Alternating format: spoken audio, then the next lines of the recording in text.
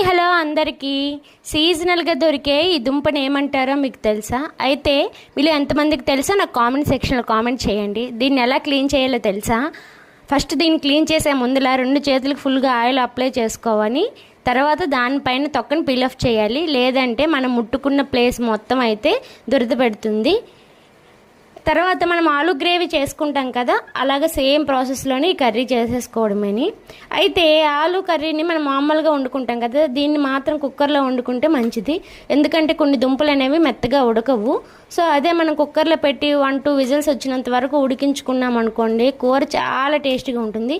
ఎందుకంటే ఇది ఎంత మెత్తగా ఉడికితే ఈ కూర అంత టేస్టీగా ఉంటుంది. అయితే మొత్తానికి దీన్ని ఏమంటారో నాకు కామెంట్ చేయడం మాత్రం మర్చిపోవద్దు.